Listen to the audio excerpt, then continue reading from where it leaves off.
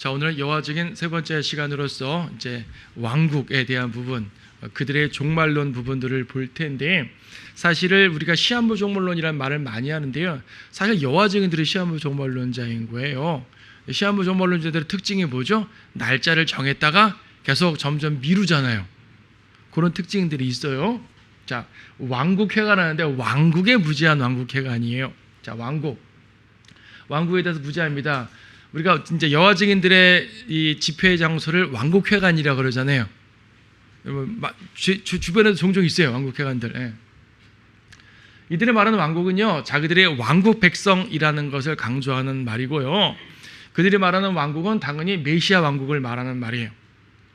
성경에서 왕국이라고 단독적으로 쓰일 때는 당연히 메시아 왕국을 말합니다. 오히려 일반 교회들에서 메시아 왕국에 대해서 너무나 강조를 안 하다 보니까 우리가 메시아 왕국을 강조할 때 여호와적인과 비슷하네라고 오해를 받는 부분들도 간혹 초기엔 좀 있었어요. 왕국에 대한 개념이 잘 많은 교회들에 세워지지 않아서 그래요. 자, 메시아 왕국을 강조하는 건 좋은데 자기들의 메시아 왕국 백성이라는 얘기거든요. 그리스도는 이미 왕이 되셨다라고 주장합니다. 여러분, 그리스도께서 왕이셔요, 아니셔요?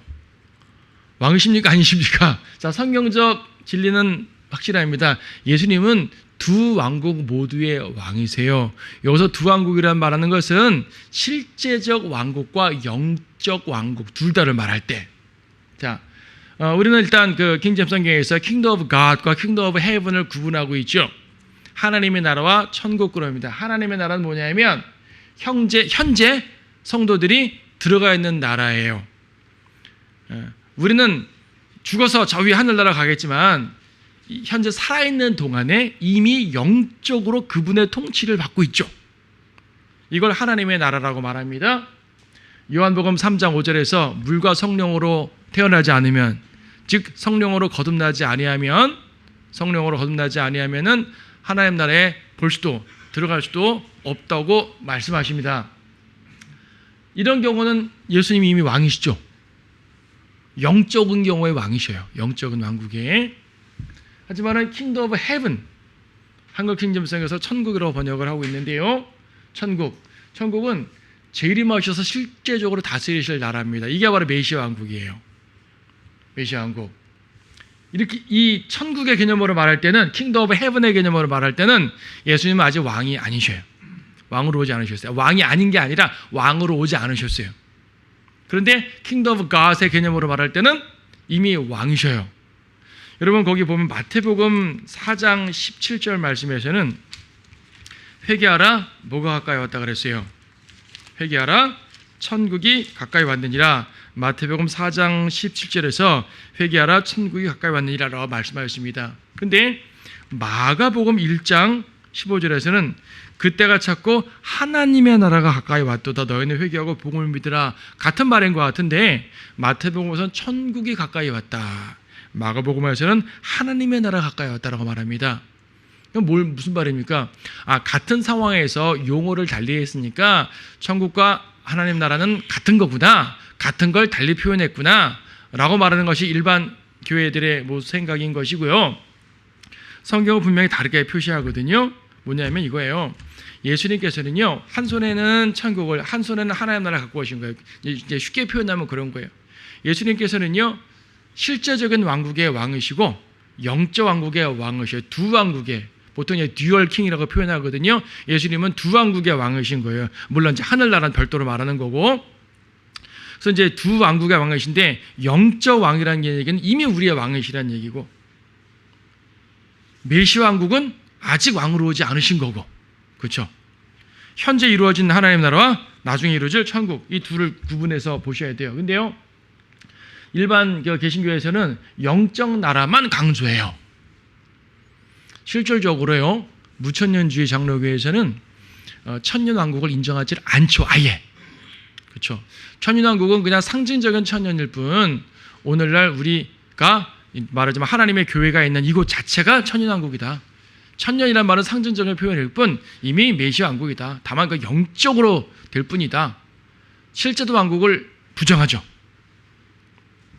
거의 부정하는 건 마찬가지죠. 반면 여호와적인들은 영적 나라는 무시하고 실제적 나라만 강조를 하는 거죠. 실제로 메시아 왕국만을 말하는 거예요. 그럼 예수님께서 이미 메시아 왕국의 왕이 되셨다고 말하는 거죠. 근데 자체가 무슨이요? 여호와직원들은 실제적 왕국 메시아 왕국을 말하는데 그럼 예수님이 땅에 다스려야 될 거 아니겠어요? 예수님이 하늘에서 왕이시라고 말해요. 하늘에서 왕이시라는 건 무슨 말인가? 자, 이들의 주장을 좀 더 자세히 보면 이런 겁니다. 여러분, 그 여호와 증인들이 1914년 말하는 거 들어보셨어요? 1914년을 되게 강조해요. 여호와 증인들은요, 종말론을 여러 번 바꿉니다. 1975년에 뭐가 이루어진다 했다가 불발되니까 1980몇 년에 된다. 또 불발되니까 몇 년 연기해요. 왜? 시한부 종말론자들 특징이 그렇잖아요. 뭔가를 말하고 연기하고 안 되니까. 근데 1914년만큼은 꼭 포기하지 않아요.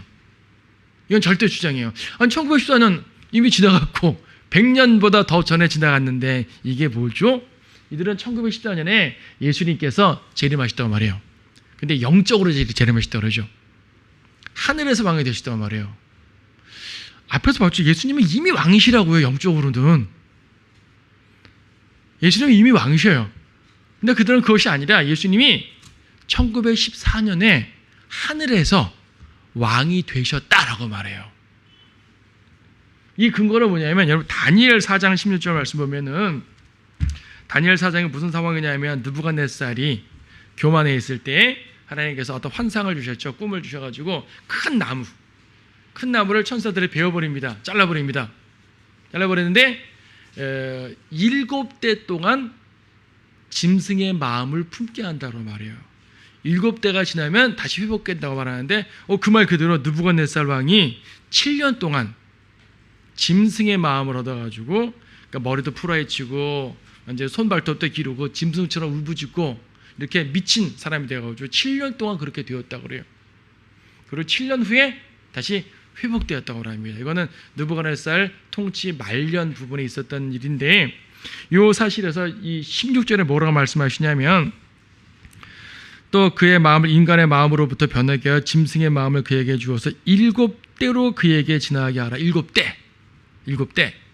7대라는 말이 이제 seven times라고 말하는데 이 seven times를 이 타임을 한 해로 잡는 거예요. 그래서 7대를 7년으로 잡는 거죠. 그래서 7년 동안 미쳤어요, 실제적으로. 그러니까 성경은 예언은 seven times라고 말했지만 이 타임이 뭐냐 해석을 하는 거죠. 해석을 하니까 주님이 직접 해석해 주신 거예요. 주님이 직접 해석하니까 7년이 되는 거죠. 근데 7년은 날짜로 하면 며칠이에요? 7년 곱하기 360. 뭐 옛날에는 성경 시대는 365가 아니라 361년이었으니까 그러면 2520일이 되거든요. 2520일을 하루를 1년으로 계산하면 2520년이 되겠죠.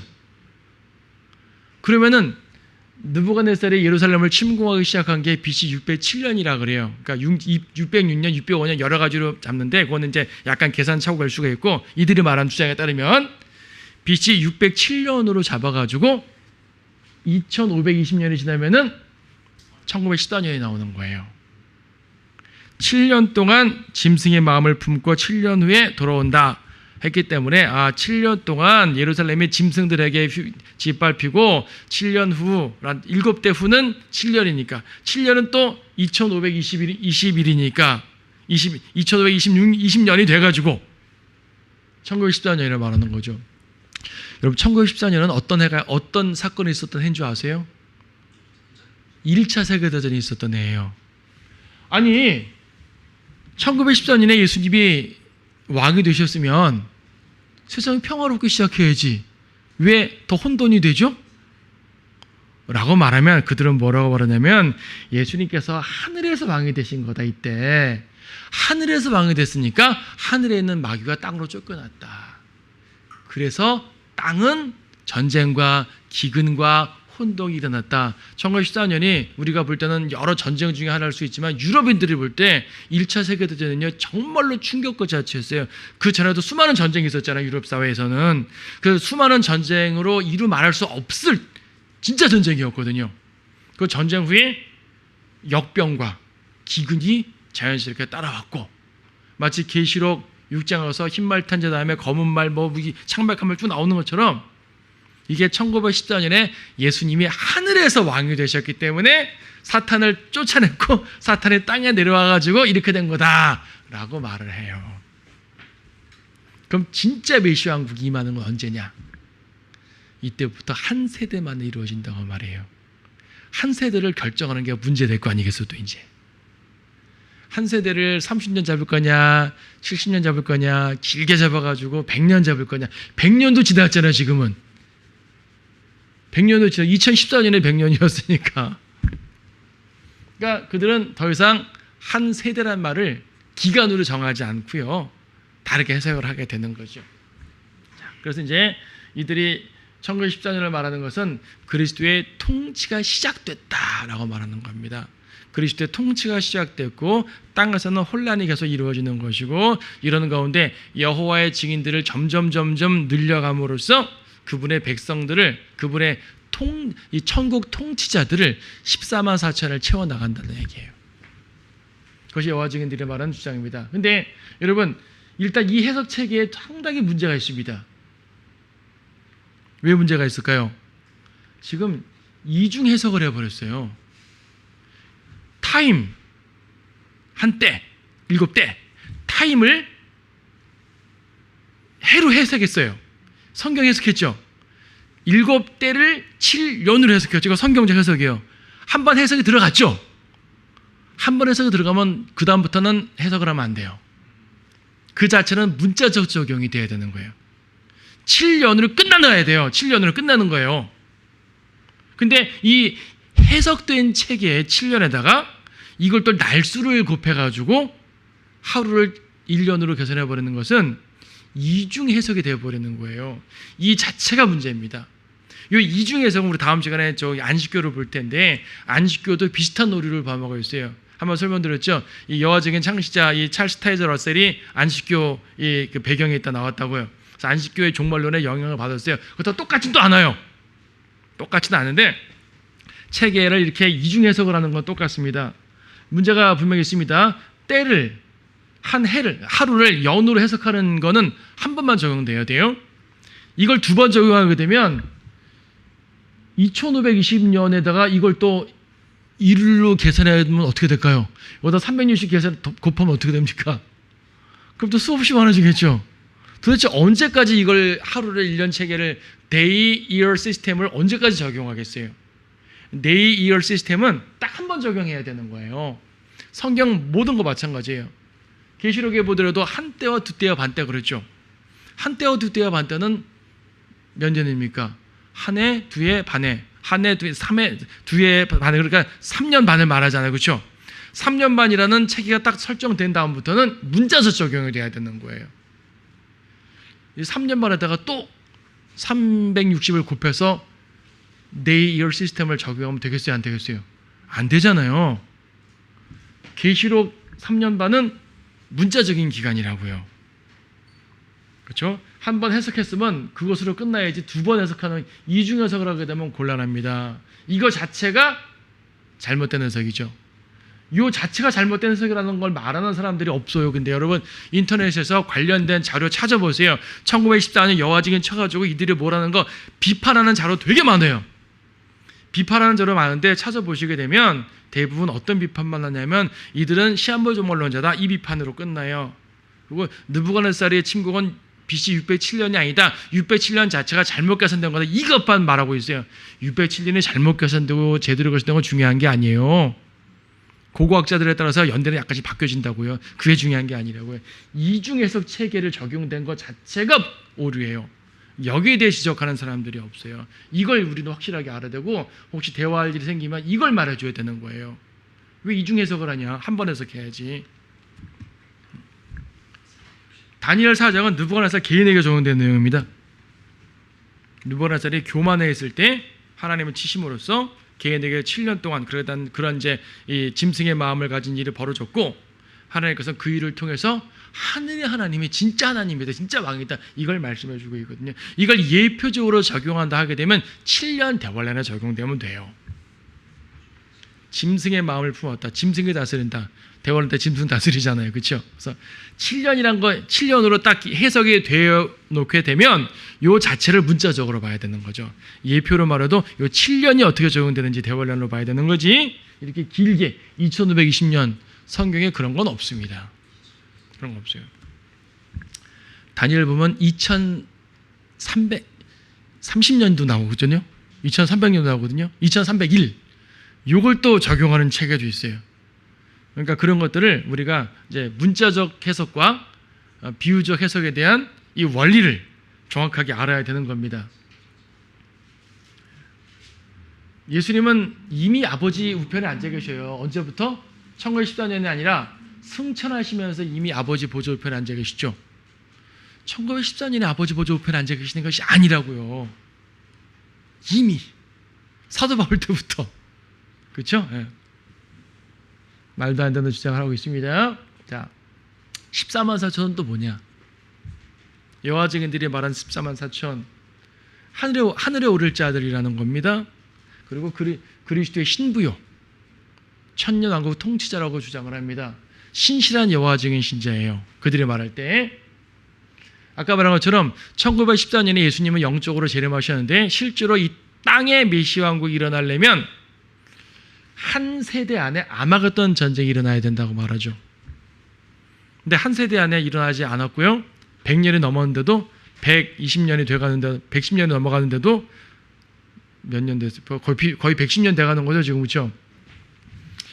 전쟁이 일어나지 않아요. 여호와적인 파수대 관련된 책들이나 인터넷 자료 보게 되면 여전히 1914년을 강조하면서 이렇게 말해요. 1914년은 정말로 흥분되고 대단한 해였다. 1914년이요. 두 번째 교주인 러더포드가 이 설교를 한 거예요. 1914년에 예수님께서는 왕이 되셨다. 지금도 러더포드의 설교를 되뇌이면서 여호와 증인들은 흥분을 해요. 계속적으로. 그때 이래로 우리가 얼마나 발전됐는지 보라 이거거든요. 문제는 이미 초가 달성했다는 거예요. 100만 명이 넘어요. 14만 4천은 무슨. 그래서 옛날에 여러분 좀 연세 있으신 분들은 서울역 가면은 여호와 증인들이 성경책 들고 다니면서 계속 전도하는 거 기억할 텐데 요즘 젊은 세대들은 여호와 증인들이 이렇게 다니면서 전도하는 거 못 봤을 거예요. 거리에 서가지고 이렇게 좌판대 껴놓고 하잖아요. 그렇죠? 왜 그런지 아세요? 더 이상 채울 사람이 없으니까 소극적으로 나가는 거예요. 여호와 증인들도 딜레마가 있죠. 아니 13만 4천 넘었잖아요. 우리가 뭘 더 해야 되죠? 이런 생각 품겠어요? 안 품겠어요? 품을 거 아니에요. 그래서 그들은 이걸 해결하기 위해서 많은 노력들을 합니다. 어떻게 말하냐면 아마겟돈 전쟁 날 때까지 여호와의 증인들 중에서 떨어지다 갈 사람들이 있을 거 아니에요. 그들은 구원을 잃어버린다고 말하니까 구원을 잃어버릴 사람들이 생긴다는 얘기예요. 그러면 여러분에게 기회가 있다는 얘기죠. 그러니까 열심히 믿어야 되고 열심히 전도해야 된다는 얘기죠. 말이 돼요? 이걸 믿어요. 이렇게 말한다고요. 그들 중에 떨어지다 갈 사람이 있기 때문에 그들을 채울 숫자가 필요하다라고 말을 하는 거예요. 이것이 아직도 여호와 증인들이 존재하는 이유죠. 100만 명이 넘었다니까요. 3년 진리는 뭡니까? 14만 4천은 환난 중 유대인 성도예요. 계시록 7장과 14장에 나올 텐데 7장은 땅에 있는 모습이고 14장은 하늘로 올라간 상태의 모습인 것이죠.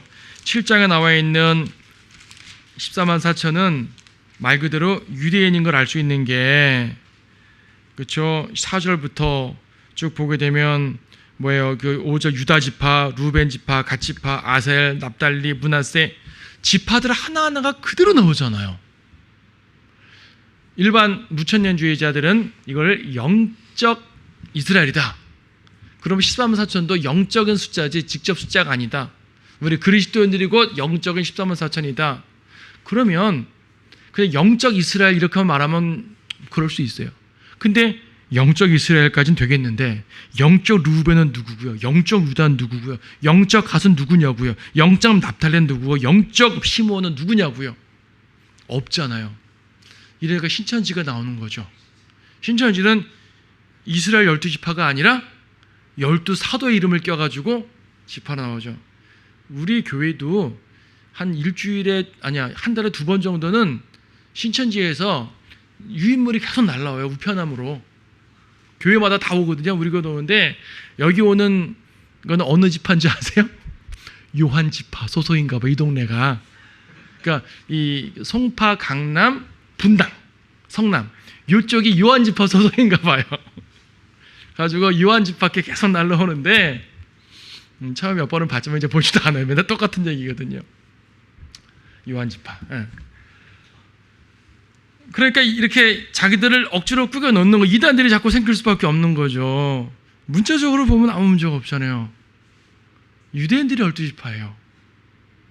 유대인들이 12지파니까 사람들이 오해하는 게 아니 아까 오전에 또 이제 말씀드렸지만은 잃어버린 10지파를 어떻게 찾느냐라고 말하는 거죠. 하나님이니까 찾죠. 우리가 어떻게 찾아요?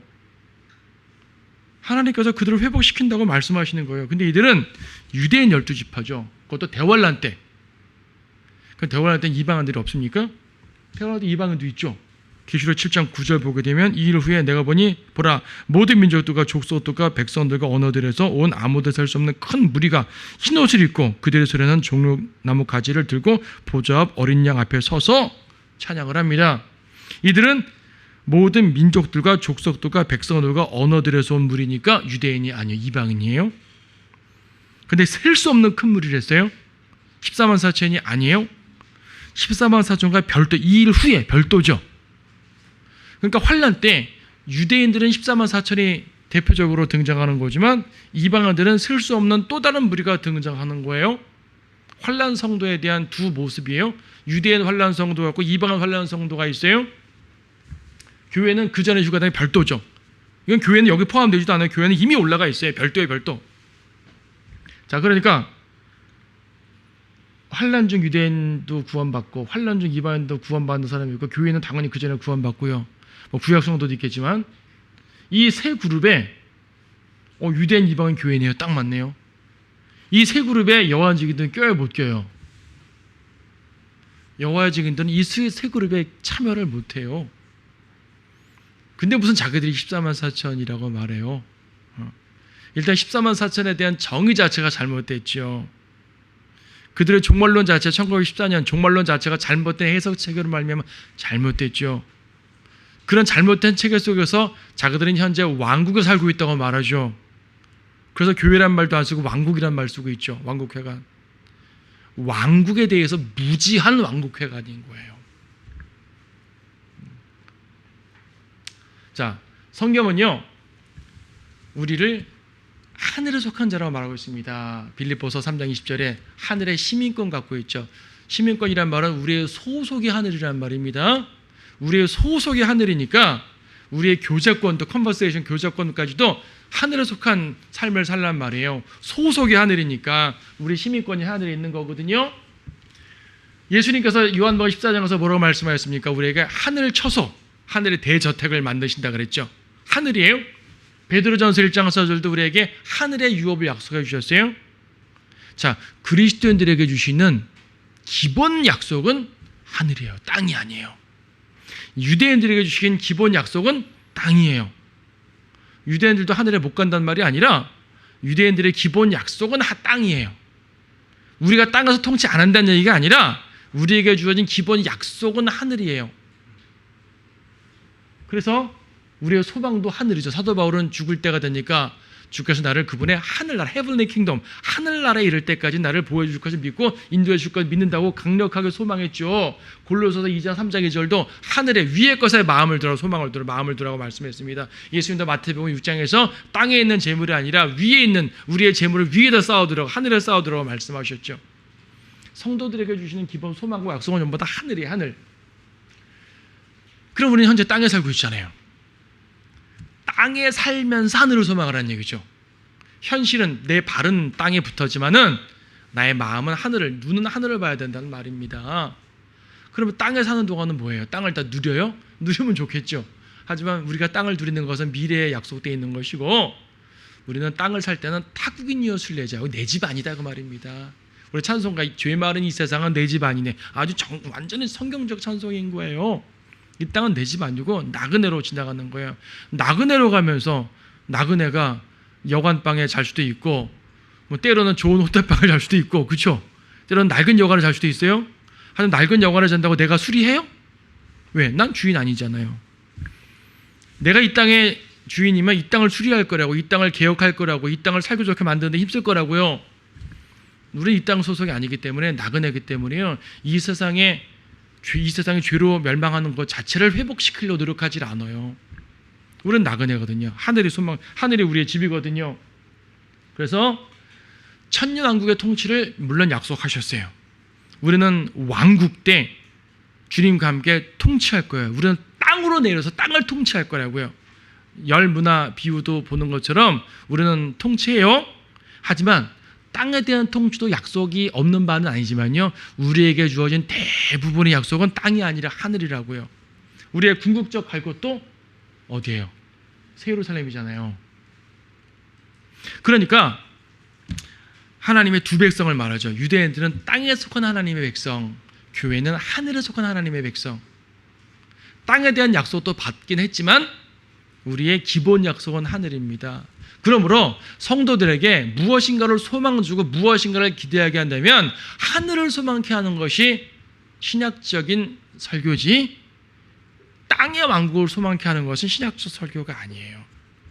여러분들 땅의 왕국을 본다면 여러분 통치자는 얘기지 땅의 왕국 백성들 아니거든요. 땅의 왕국 백성들은 대궐란 통에 들어온 사람들이에요. 그건 우리가 그들 다스릴 거죠. 자, 그래서 여호와 증인들의 문제 중에 하나는 하늘을 소망하지 못하게 한다는 것. 왕국 쾌관이라는 말 자체가 잘못된 거예요. 그래서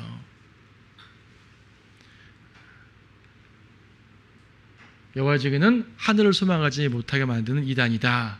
이해를 하시면 되겠습니다. 그 이외에 이제 굵직한 건 다 다뤘고요. 여호와 증인들에 대한 여러 가지 몇 가지 또 이제 잘못된 것들이 있죠. 피에 대한 금지. 성경은 피에 대한 금지하고 있습니다. 먹지 말라 그러죠. 너희들은 수혈까지 거부하죠. 이유가 뭐래요? 피에는 영혼이 있기 때문에 라고 말합니다. 피에는 생명이 있다. 성경은 피에 생명이 있다 말합니다. 레위기 17장 11절 보게 되면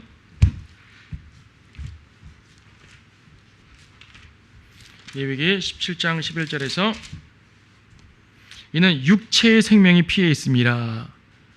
영적 생명의 피에 있다 그랬어요. 육체의 생명의 피에 있다 그랬어요. 육체의 생명의 피에 있다 그랬어요.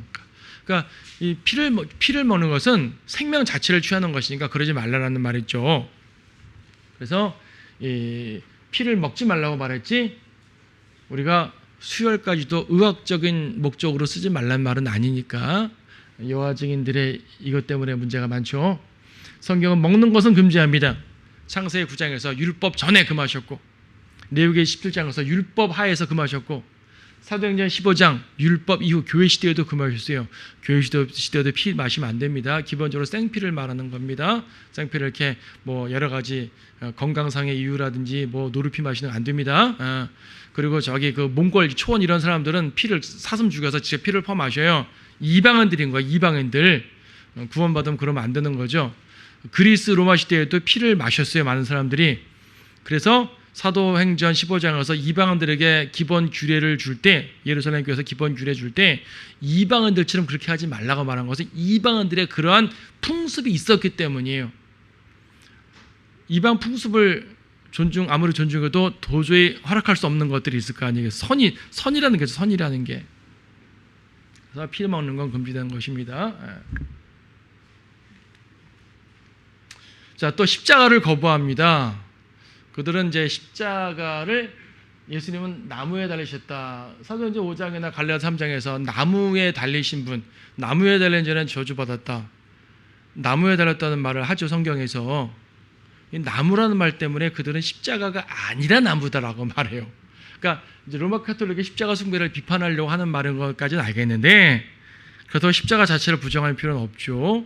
그래서 그들은 아예 자기네 성경에 이 그 십자가라는 말을 형주, 기둥이라고 번역을 해요. 아예 형주 혹은 기둥으로 번역해요. 예수님 십자가 달리셨어요. 십자가 달리신 거 맞고요. 그래서 여호와 증인들 그림 보면 항상 이렇게 돼 있죠. 이렇게 여호와 증인들 그림 보면 예수님이 이렇게 기둥에 묶여서 죽은 걸로 나와 있어요. 사실 뭐 기둥에 들어가셨다나 뭐 이렇게 십자가 크루스에 들어가셨다나 그 자체가 중요한 건 아니죠. 우리가 십자가를 숭배를 하면 당연히 안 되는 거 맞고요. 여호와 증인들이 이렇게 말한 것도 잘못이지만은 그렇다고 십자가 숭배하는 만 더운 것도 아니죠. 카톨릭이나 많은 개신교인들이 십자가 숭배하고 있기 때문에 거기에 대한 경종으로 우리가 볼 필요는 있습니다. 그렇다고 성경의 이 역사적 사실 자체를 굳이 억지로 바꿀 필요는 없는 거죠. 이건 교리적 문제라기보다도 자기네 교리를 위해서 억지로 갖다 맞춘 거라고 이해를 하시면 될 거예요. 형주, 기둥 이런 식으로 이제 말해서 심지어 마태복음 16장 24절은요 제자들에게 십자가를 지고 주님을 따른다는 이러한 개념의 메시지거든요. 그래서 여호와 증인들의 성경에 따르면은 형주를 들고 주님을 따르라고 되어 있어요. 그러니까 십자가를 들고 주님 따라야 되는데 그들은 기둥을 들고 주님을 따르는 거예요. 좀 어색하죠? 네. 또 어떤 이단교리 있습니까? 집총거부. 요거 말하면은 사실 좀 그런 게 침례교도들이 16세기, 17세기, 18세기까지 침례교도들도 집총거부에 있어요. 침례교도들의 그 자기네 강령 중에 하나 보게 되면 칼을 손에 쥐지 않는다는 말도 했었어요. 근데 그들의 입장을 좀 이해를 해봐야 돼요. 그들이 칼을 든다는 것은 카톨릭의 박해에 맞서 싸우겠다는 말이거든요. 그러니까 침례교도들이 칼을 들지 않겠다는 얘기는 카톨릭의 박해에 맞서 싸우지 않고 죽겠다는 거예요. 그냥 이런 거 개념으로 말한 걸 가지고 어떤 사람들은 침례교도들도 집총거부했잖아 이렇게 말하는 사람인데 그 개념 자체가 달라요.